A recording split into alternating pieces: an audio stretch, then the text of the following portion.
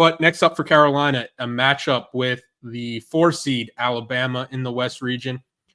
From what you've seen from Alabama, how does Carolina match up with them? Because I'm looking on KenPom, and they are the number 14 team on KenPom, but that's with the 4th best offense and the 101st defense. So it's a pretty similar profile to a team like Kentucky, and those teams are known for not having the tournament success that some of the top 25s have.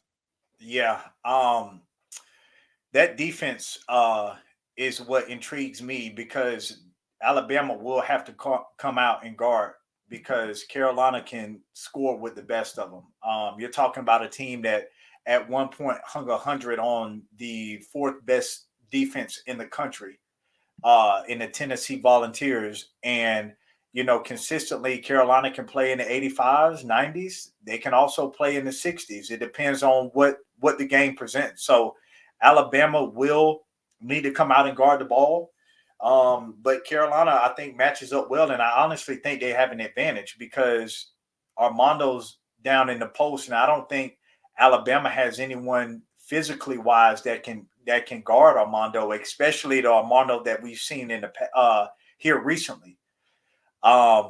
Guard wise, I think they match up well. But, I think Carolina has players that can limit what Alabama can do. I think about a Michigan State team. Like, Michigan State is very guard dominant, and look what happened. AJ Hogarth only had 3 points. I mean, Tyson Walker had his, but you're limiting a guy that can also get it going, and that's a key factor. I think this is the same thing with Alabama, where they're very guard heavy, and Mark Sears and Aaron Estrada. I think Cormac, Seth, even RJ, man, the way he steps up and play defense, I think these guys are going to take on the challenge and limit them. And then you can allow some of these other guys. And then I know Grant Nelson is a guy that can step out and shoot the 3. But to my point earlier, this isn't something that Carolina hasn't seen through the course of the season, or hasn't seen throughout the season, having a 5-man that can step out and hit the 3.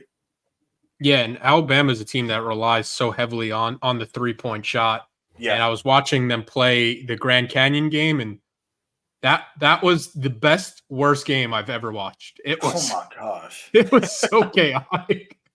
Players were just falling on the floor. Shots were just getting chucked up.